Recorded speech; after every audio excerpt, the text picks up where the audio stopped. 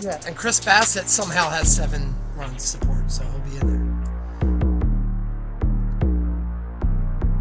30-second stream is going up now.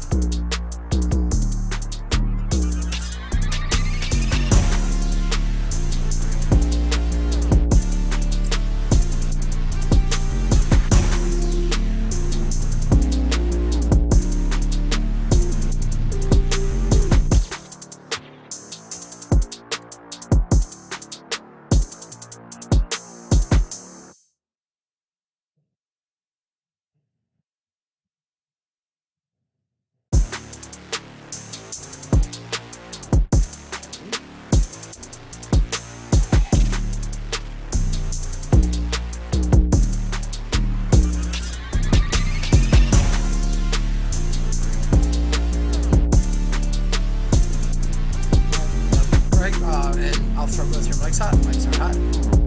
Yeah, man. Let's do it.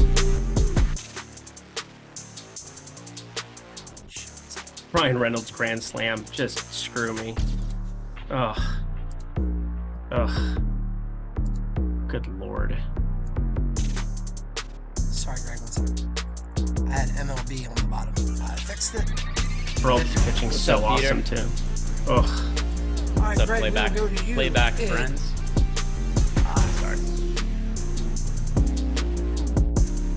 What is happening, everybody? Welcome to another NBA Live Before Lock. Today, Game 1 of the Minnesota Timberwolves against the Dallas Mavericks. And I'm really excited to talk about this game with my friend Eric Lindquist here. And we're sponsored by Sleeper. Do us favors, you guys. Come in, like the video, subscribe to the YouTube channel.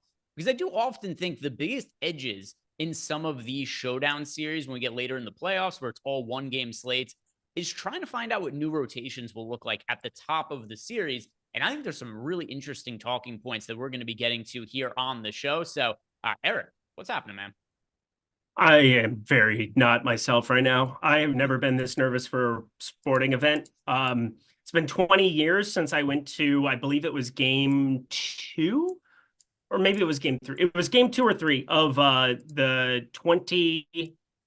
God, it's so weird to say. 2004 Western Conference Finals. 20 years since I was there with my dad. I'll be there hopefully for game 5 with my dad next week here, trying to get some travel stuff figured out. But I'm been a lifelong Minnesota sports fan since I was born. And there's no doubt that this was going to be some type of my profession. Didn't know sports betting, whether it was going to be in sports just as a reporter. Like, I'm just obsessed with sports. And to have my team have a meaningful basketball game at the end of May playing into June feels unheard of.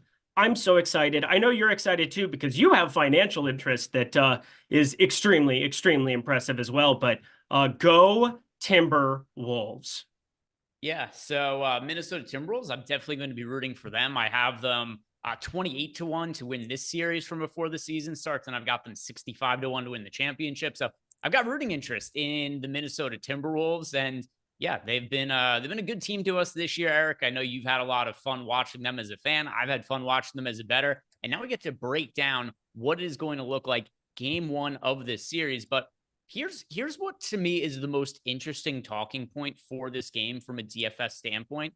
I put a poll about this up earlier on Twitter as well.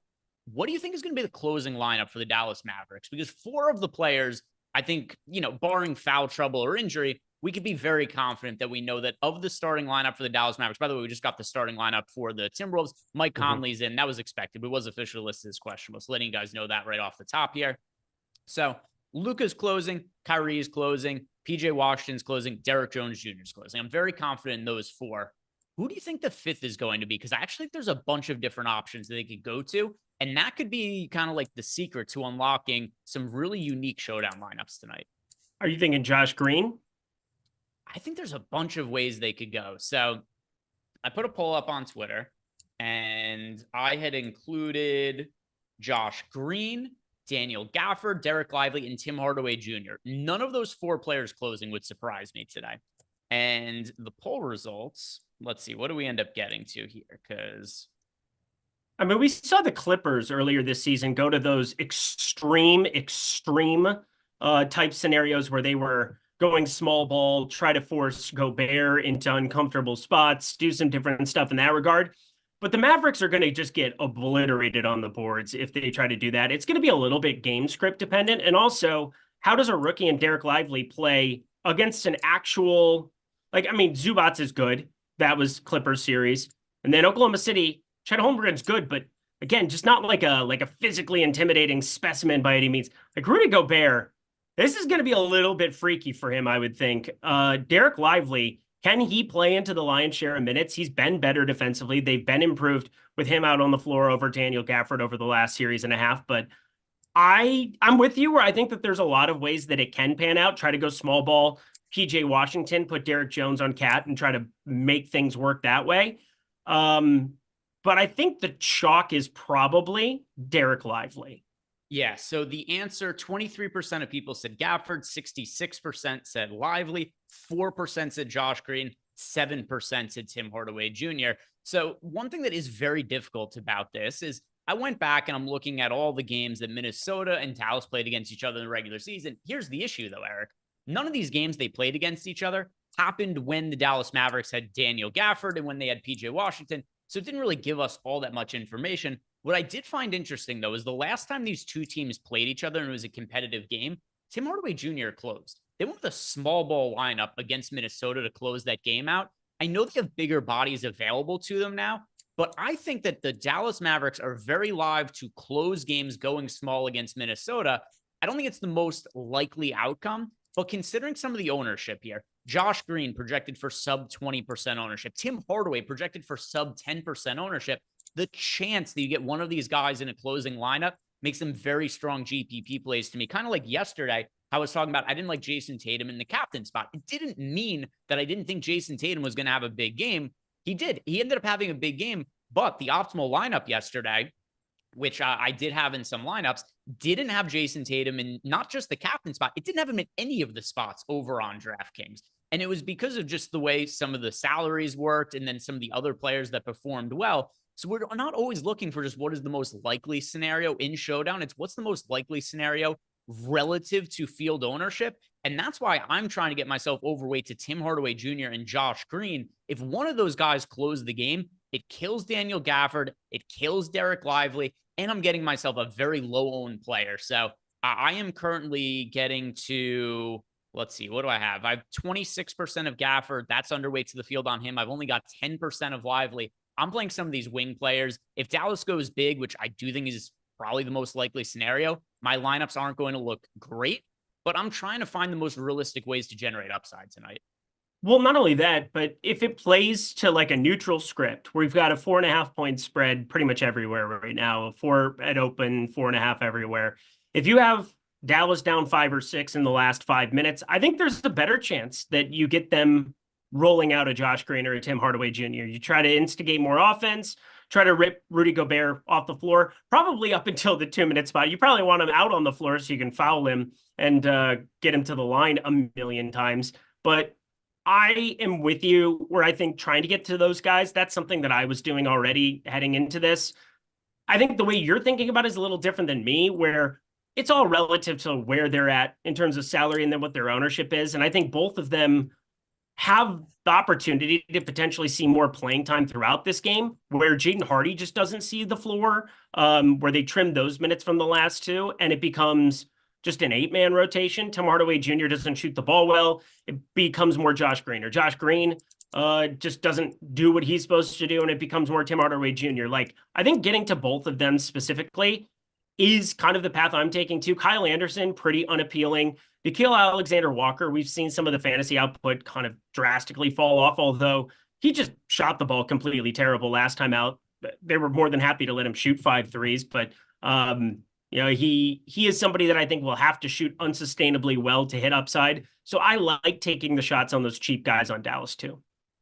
And the other thing, too, is Dallas, I think, is very live to change their rotation based on the matchup. I think you'll agree with me on this. Minnesota's playing their guys. Minnesota, unless, once again, there's an injury or Karl Anthony Towns picks up 3 fouls by doing just bullshit in the first quarter, which, you know, could potentially happen. Karl Anthony Towns does pick up just stupid, boneheaded fouls.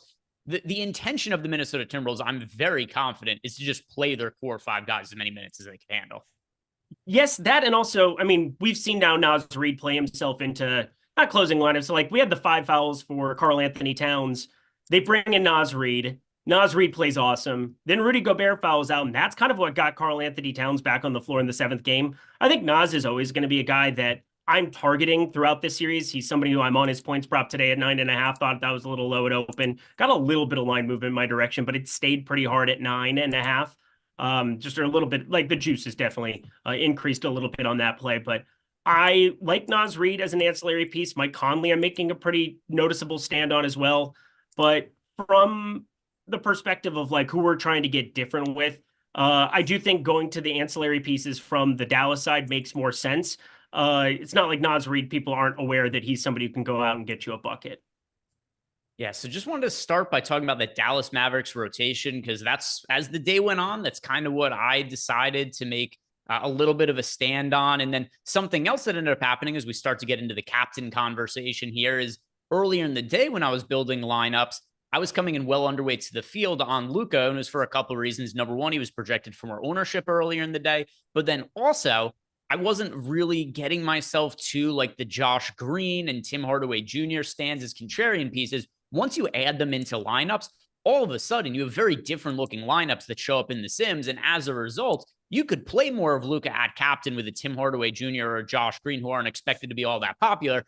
It's harder to reasonably get to good, highly Sim ROI lineups that have Luka, that also have, like Derek Lively or Daniel Gafford and just other key starters in the game. So if you are going off the board with some of these lower owned pieces, then Luka becomes a little bit easier to get to in captain as well. So Luka, I am at 29% of in the captain spot. He is my most rostered captain. Certainly did not think that was going to be the case earlier in the day. But like I said, other options ended up enabling me to get to that and still create some unique lineups. What are you doing at the captain spot, Eric?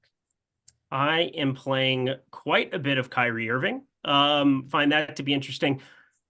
I guess I want to ask you this. This is just more like thinking about matchups specifically.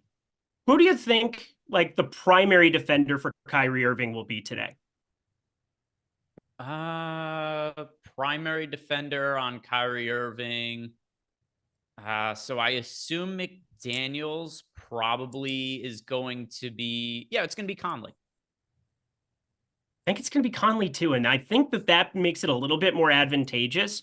Like, I don't think Ant is going to be running around on the defensive end after Kyrie. Maybe he is, but Jaden McDaniels, I'm pretty confident, is going to end up on Luka a lot. So this is, I think, where like the schematics of it, where it's like, once you see it and you recognize it a little bit more. But like, I do think that there's a pretty good chance that Ant is somebody that might end up going to the corner, might be able to save some energy for the offensive side of things, where they put him in the corner against Jared Jones Jr., PJ Washington, pretty confident that's Cat, Daniel Gafford, pretty positive that's Rudy Gobert, so on and so forth. But I do think that Kyrie Irving's probably in the best spot to just go out and completely smash and hit that ceiling out of everybody there. Now, it's only a 1-game slate. We're talking showdown.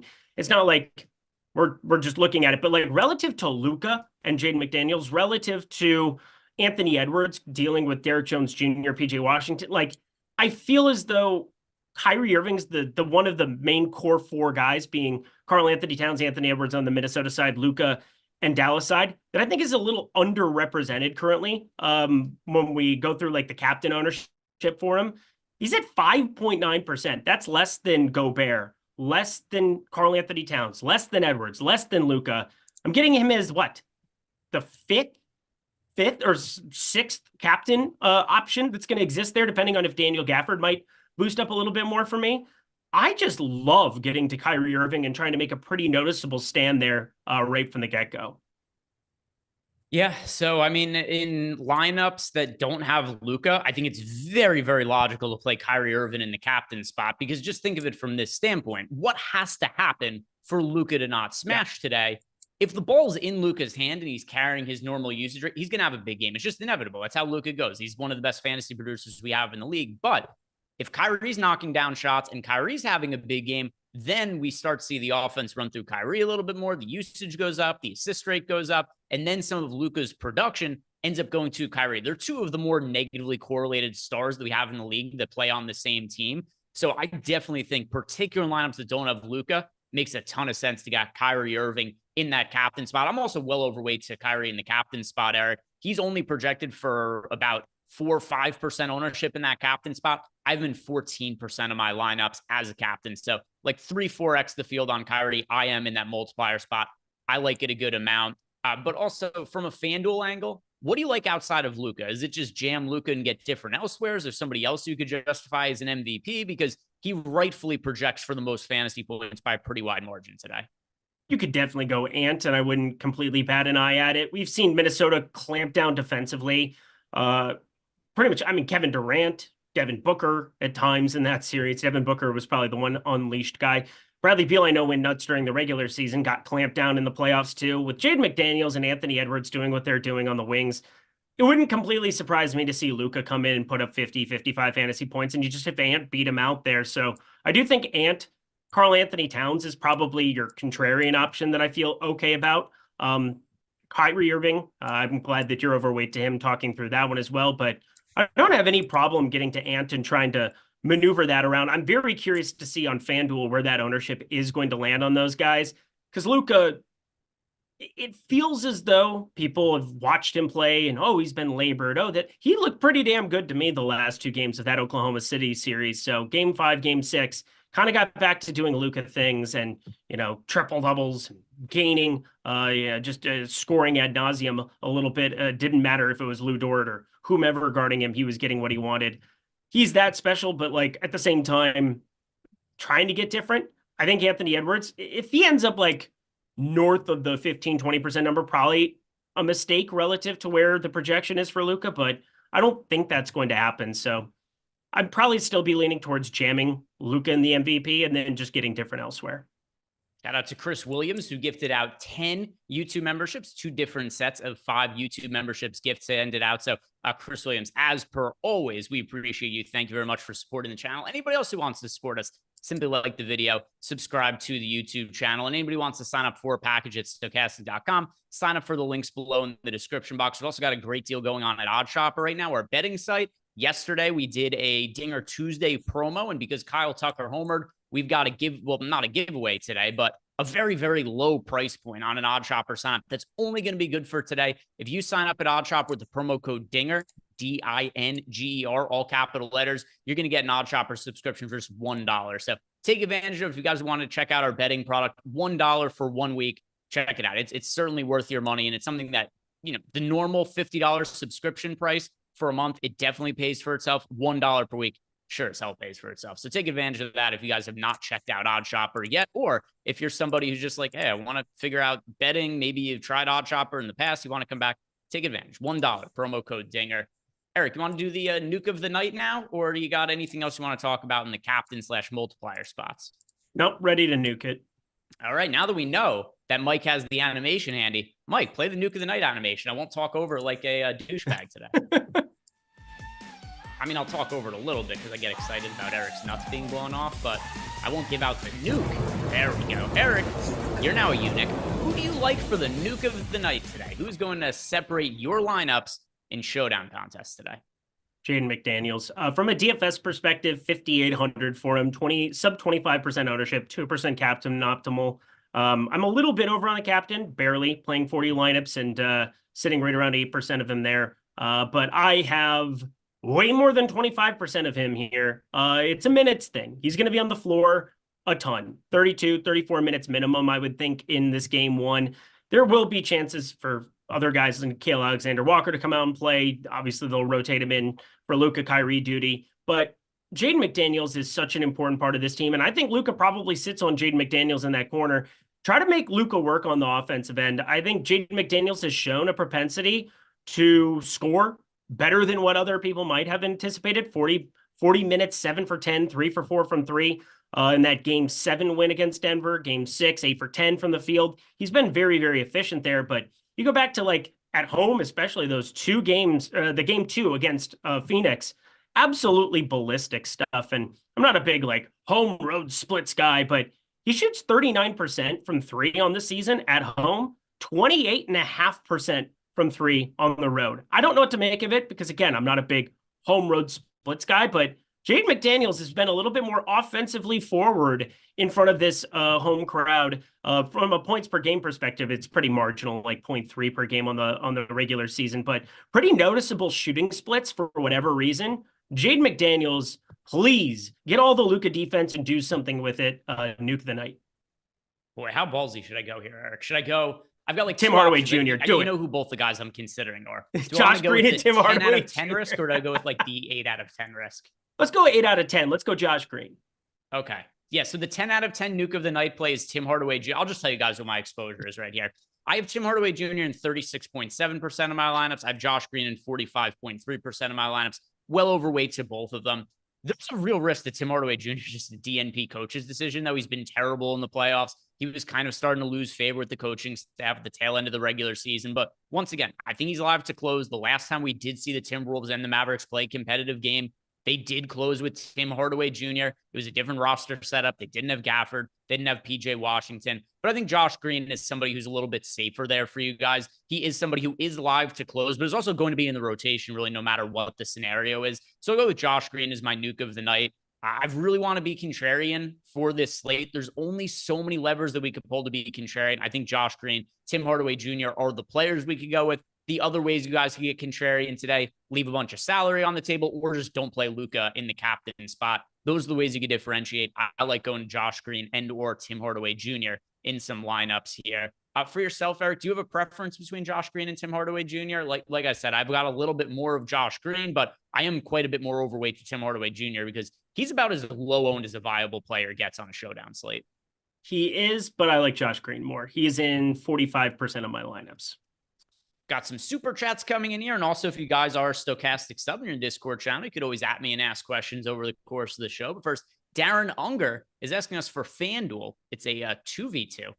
But it's funny, 2v2s for showdown slates. It's like we're asking about like, I don't know, 30% of the viable players for the entire game. But Darren Unger is asking us for FanDuel, Kyrie and Gobert, or McDaniels and Anthony Edwards. I'm going to go towards the McDaniels and Edwards side. That's the side I have more of, so it'd be disingenuous to say the other one. Nick Ostris has left us a super chat, just as Nas Reed, which I'm assuming is a question. And Nas Reed, what do you make of Nas Reed for today? I do think that the most likely scenario is that he plays somewhat limited minutes. But with that said, there is so much foul trouble risk for Karl Anthony Towns that it creates an upside for Nas Reed. So the only so I like Nas Reed a good amount. The one downside is he's going to be in like half of the field's lineups. He's going to be very popular. That is correct. That's the whole point, is like, there is no doubt that he, I love Nas Reed. Again, I bet that 9.5 points. I do think that there's ways that he's just on the floor for more minutes than what you would think in any random spot. And it's going to be like 18 minutes or 24 minutes for Nas Reed. And feels hard to think that I'm more in the camp that you should be playing more Nas Reed today. I think this is obviously a good matchup for him here. Coming off the bench, there's no ammunition on the Dallas side of things. They're going to have to play PJ Washington a bunch.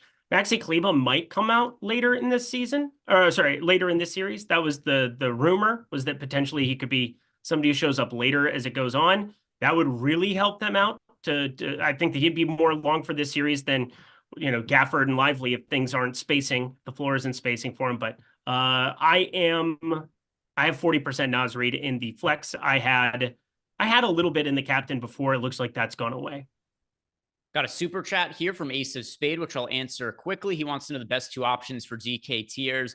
We might actually have all of the same options today as there were yesterday. I mean, it's the same players every single day, but tier 1, Luka, followed by Jason Tatum. Tier 2 for me, that is going to be Jaylen Brown, followed by Karl Anthony Towns. Tier 3, Rudy Gobert, followed by Derek White for me. You could also make a case for Drew Holiday, but I think people are going to be a little bit more on the Drew Holiday side considering the game he had yesterday. Tier 4, Mike Conley, followed by Al Horford. Tier 5, I'm going to say Aaron Nesmith, followed by Daniel Gafford. And then tier 6, the tier 6 options are just absolute dog shit, but I'll say Josh Green, followed by Ben Shepherd. So Ace of Spade, that's what we got for tiers for today. There's a pretty good chance going forward, though, that it's literally the exact same tier slate every single day. So there's a good chance I might be giving similar answers. But that's what I got for you for tiers for today. Thank you very much for the super chat. Are there any other reasonable ways that you see to differentiate your lineups tonight and make them contrarian, Eric? Yeah, don't have Luca in them. That might be one. He is the guy that if you're using the Sims tool today, you're just going to get the most of him in the captain. I totally get it. I guess the other one is probably just getting to more Nas Reed instead of Cat because of the way that you talked about those things. I don't have as much Cat as what I would like today. We shall see how that pans out for me, but I'm pretty comfortable with it, I would say. Leaving salary on the table, it's not the easiest thing here in a game one. We've got 4 guys that project out pretty darn well. We know who they are. PJ Washington, he's falling by the wayside for me. Not somebody that I'm getting a lot of for this game one either. He played pretty damn well against Oklahoma City. We all saw it, but I think maybe some recency bias that might push him up a little bit higher than what he should be owned. I don't think that there's any question that you should be playing Derek Lively, Daniel Gafford, but potentially playing both of them in some lineups, just trying to maybe capitalize on 48 minutes of center minutes in the event that that is how it rolls out. I think that's a pretty decent way to differentiate. There's some different ways to go about it, but for me, I'm letting the Sims tool run. I'm removing some of the dupes and I am letting it go. All right. Anything else you're noticing that's standing out about your lineups in any kind of particular way? Yeah, I mean, Luke is my highest owned captain, 30%, which is a little bit less than I was getting originally. Give him a little bit of a boost down, gave Kyrie a little bit of a boost up. Anthony Edwards pretty flat on that at 20%, or sorry, 12% on that. Jaden McDaniels, I'm just making a pretty large stand getting to him. I guess the one guy I wanted to hear your take on, Nickeil Alexander-Walker. Sims Tool likes him a lot more than I do for this specific spot, for this specific matchup. How are you handling Nickeil Alexander-Walker being pretty popular? Yeah, I'm underweight to him. He's in about a quarter of my lineup, so it's not like he's an outright fade or anything like that, but he's projected for nearly 40% ownership. I have him closer to 25% of lineups. Here's the issue I have with Nickeil Alexander-Walker. I also talked about when I did the solo strategy show that I'm doing in the mornings now, which is I don't think there's a realistic minutes upside for him. Like, unless Mike Conley gets into foul trouble or Anthony Edwards gets into foul trouble, like, how do you get him to 25, 26 minutes?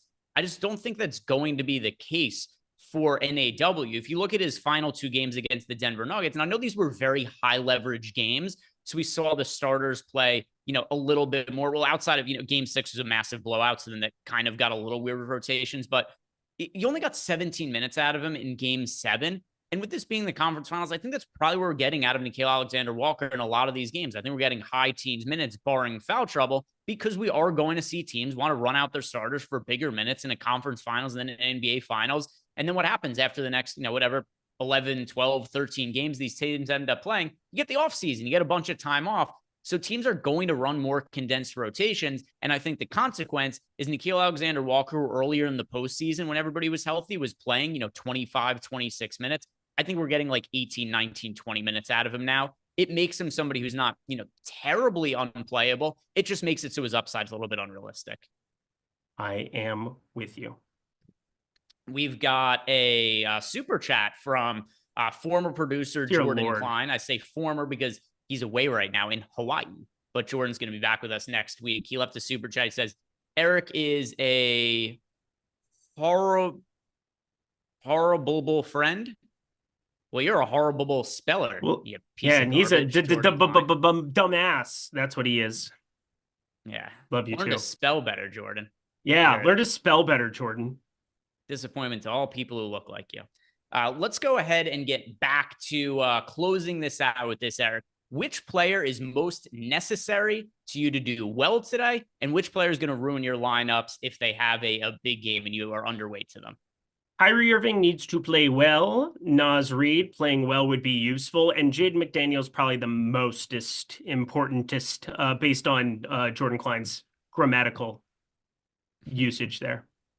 Yeah, so, I mean, obviously the biggest benefit to me is if Dallas is losing the game and goes small ball in the fourth quarter. If Dallas closes the game small, like I don't see, I have to do well on this slate. If they close small and I don't do well, then just I've really run poorly on this slate. So I'm really rooting for Dallas to play small, which means what? I'm rooting for Tim Hardaway Jr., I'm rooting for Josh Green, and then I'm rooting against guys like Daniel Gafford as well as Derek Lively.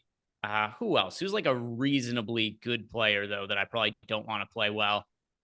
I'm underweight to the field on Gobert. Gobert's super popular. Gobert projected for like 65 to 70% ownership. So I'm underweight to the field on Gobert. I actually think he's a really good points per dollar play. I mean, just the ownership's a little bit much for me. Love it. And that is about going to do it for us, guys. The time flies by on these 30-minute shows. If you haven't done yet, like the video, subscribe to the YouTube channel, hopping over on playback. We can watch the start of this game. We'll see what ends up happening. And maybe if Eric wants to stick around for a few minutes as well. I don't think you have too much baseball, but if not, you could go ahead and play with Jacob, whatever it is you want to do. I gotta get going. He let me push the envelope yesterday. I'll probably hop back in after like 20-30 minutes, but I gotta go record with him. I have everything done, so all good. So I'm gonna stick around over on playback. I'll watch the game with you guys for a little bit, and then I've got a family dinner. My sister goes to grad school tomorrow, so got some family dinner stuff to do. I know yesterday was meatball night. Today we got some more family stuff going on. But guys, hopping over to playback, join us over there, or join myself. We're gonna watch a basketball game, and let's go Timberwolves, Eric. Thank you.